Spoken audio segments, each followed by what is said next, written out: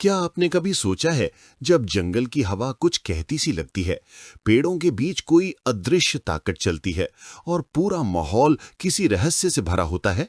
यही एहसास हमें मिलता है फिल्म कंतारा चैप्टर 1 में, जहां इंसान, प्रकृति और देवता तीनों के बीच का रिश्ता अब भी जिंदा है। कहानी शुरू होती है कर्नाटक के घने जंगल से, जहां पीढ़ियों से लोग अपने देवता भूत कोला की पूजा करते आए हैं। ये देवता गांव की रक्षा करता है और जंगल को पवित्र मानता है। बहुत पुराने समय की बात है, जब एक राजा इस जमीन को अपना बनाना चाहता था। वो देवता से सौदा करता है कि उसे ये जमीन चाहिए और बदले में वो अपनी आत्मा की शांति देगा। देवता मान जाता है, लेकिन चेतावनी देता है कि ये जमीन इंसान की नहीं, प्रकृति की रहेगी। राजा सिर झुकाता है और वादा निभाने की कसम खाता है। सालों बीत जाते हैं। वही जमीन अब गांव वालों की पहचान बन चुकी है। लोग जंगल को अपनी मां मानते हैं और हर साल देवता का नृत्य होता है, भूत कोला। उस समय इंसान में देवता उतर आता है। उसकी चाल, उसकी सांस और उसकी आंखों से बोलता है देवता खुद। सब कुछ शांति से चल रहा होता है, जब अचानक सरकारी अधिकारी उस जमीन पर दावा ठोक देते हैं।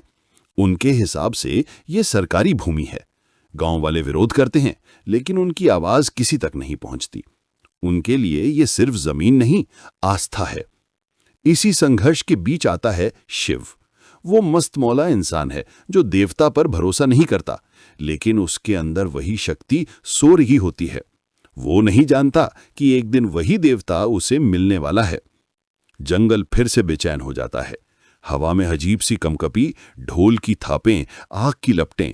शिव के अंदर की शक्ति जाग उठती है।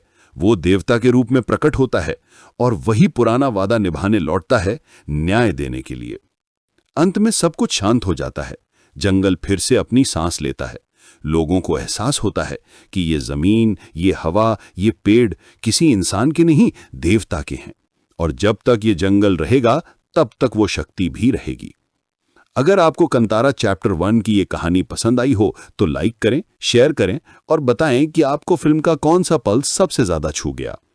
अगली वीडियो में हम एक और रहस्यमयी कहानी लेकर आएंगे, जहां विश्वास और विज्ञान फिर आमने सामने होंगे।